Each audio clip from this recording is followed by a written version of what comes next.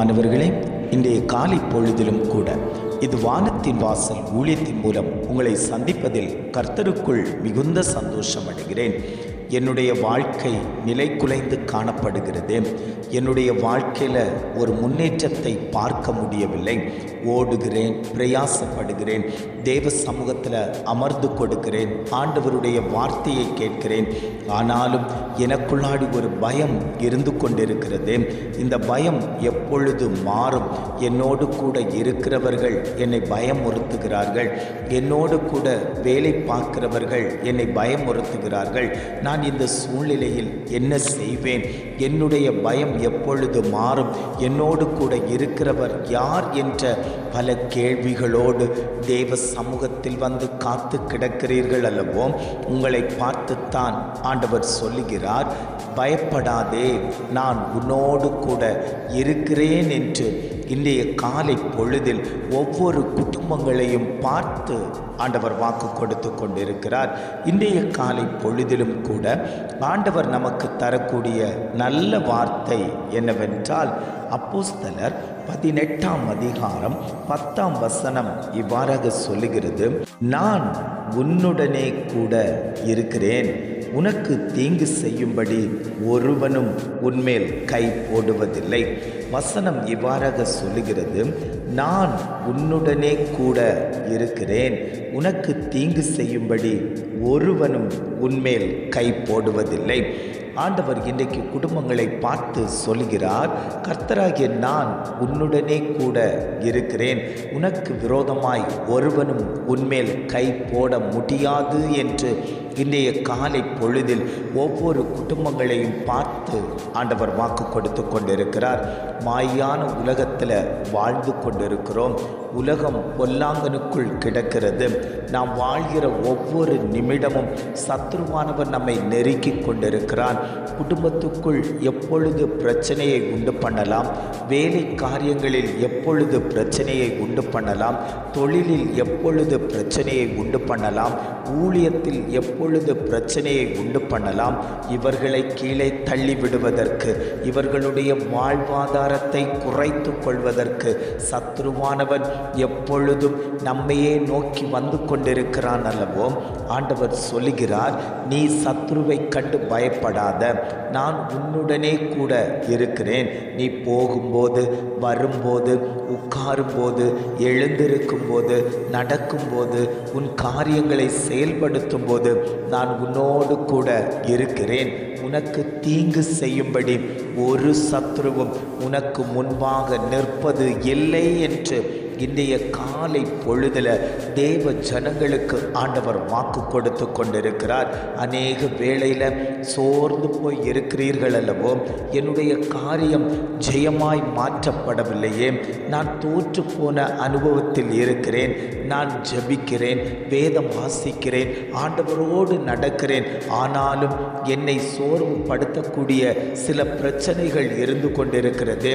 நான் அதை போராடி ஜெயிக்கலாம் என்று எதிர்பார்க்கிறேன், ஆனாலும் போராட விடாதபடிக்கு எனக்கு முன்பாய் தடை கட்டப்பட்டிருக்கக்கூடிய இந்த தடை கற்களை உடைத்து எறிகிறவர் யார்?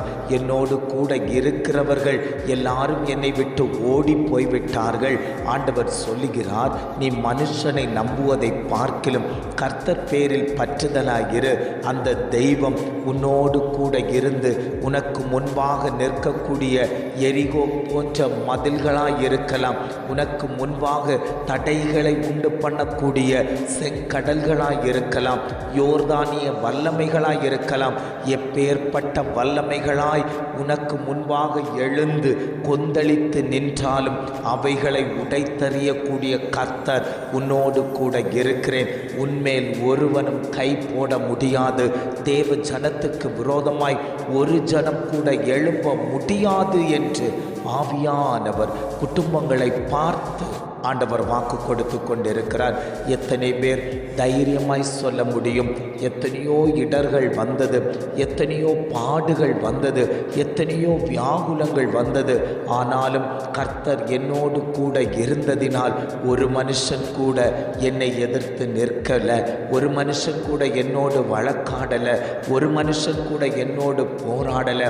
கர்த்தர் எனக்கு யுத்ததாரியாய் நின்று அவர் என் காரியத்தை ஜெயமாய் மாற்றி கொடுத்ததினால் நான் இன்றைக்கும் ஜீவனோடு கர்த்தரை நோக்கி துதித்து பாடிக்கொண்டிருக்கிறேன் என்றால் கர்த்தர் என்னோடு கூட இருக்கிறார் என்று முழு மனதோடு எத்தனை பேர் சொல்லுகிறீர்களோ அத்தனை பேரையும் பார்த்து ஆண்டவர் சொல்லுகிறார், என் கிருபையை நான் உனக்கு ஊற்றி தரப்போகிறேன், என் வல்லமையை நான் உனக்கு ஊற்றி தரப்போகிறேன், நீ பயப்பட வேண்டாம், காரியங்கள் மாறுதலாய் முடிய போகிறது என்று ஆவியானவர் திட்டமும் தீர்மானமுமாய் ஆண்டவர் வாக்கு கொடுத்து கொண்டிருக்கிறார். யோசுவாவை பார்த்து ஆண்டவர் சொன்னார், நீ உயிரோடு இருக்கும் நாளெல்லாம் ஒருவனும் உனக்கு முன்பாக எதிர்த்து நிற்பது இல்லை. நான் மோசையோடு கூட இருந்தது போல உன்னோடும் கூட இருப்பேன்.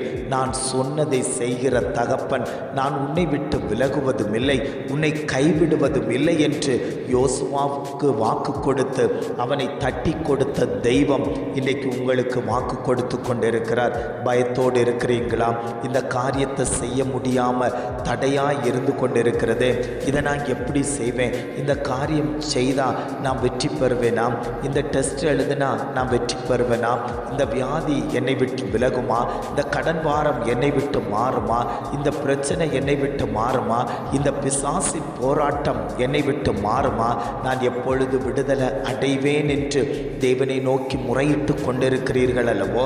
ஆண்டவர் சொல்லுகிறார், நீ உயிரோடு இருக்கும் நாட்கள் எல்லாம் நான் உன்னோடு கூட இருப்பேன். நான் உன்னோடு கூட இருந்து நான் செய்யும் காரியம் மிகவும் பயங்கரமாய் இருக்கும். நீ பயப்பட வேண்டாம் மகனே, நீ பயப்பட வேண்டாம் மகளே என்று ஆவியானவர் குடும்பங்களை பார்த்து ஆண்டவர் வாக்கு கொடுத்து கொண்டிருக்கிறார். நீ தைரியமாய் உன் காரியத்தை நீ எடுத்து நடப்பி, நான் அந்த காரியத்தில் என் கரத்தை வைப்பேன். அந்த காரியம் ஜெயமாய் மாற்றப்பட போகிறது, மேன்மையாய் இருக்கப்பட போகிறது.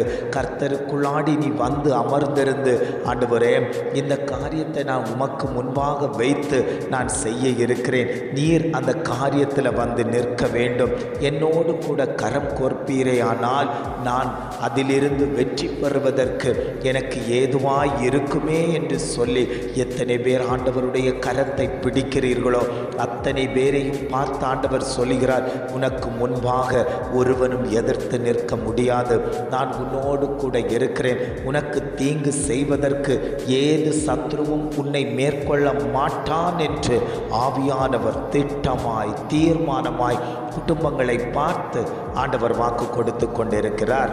ஜெபிக்கலாமா? அன்பின் பரலோக பிதாவே, இந்த காலை பொழுதுக்காக நாங்கள் உமக்கு நன்றி செலுத்துகிறோம் ஆண்டவரே. இந்த காலை பொழுதிலும் கூட ஆண்டவர் எங்களுக்கு தந்த நல்ல வார்த்தைகளுக்காக நாங்கள் உமக்கு நன்றி செலுத்துகிறோம் ஆண்டவரே. நான் உன்னுடனே கூட இருக்கிறேன், உனக்கு தீங்கு செய்யும்படி ஒருவனும் உன்மேல் கை போடுவது இல்லை என்று அழகாய் ஒரு வார்த்தை கொடுத்தீங்களே ஆண்டவரே.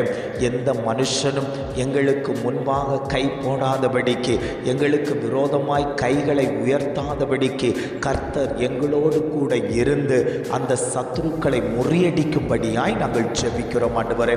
இதை கேட்டுக்கொண்டிருக்கக்கூடிய ஒவ்வொரு குடும்பத்திலேயும் எழும்பி கொந்தளிக்கிற சத்துருக்களை கர்த்தர் அதம் பண்ணும்படியாய் நாங்கள் ஜெபிக்கிறோம். ஒரு வேலியடைப்பை கர்த்தர் கொடுக்கும்படியாய் நாங்கள் ஜெபிக்கிறோம். கர்த்தர் தாமே இந்த காரியங்களை நடத்தினதற்காக நாங்கள் உமக்கு நன்றி செலுத்துகிறோம்.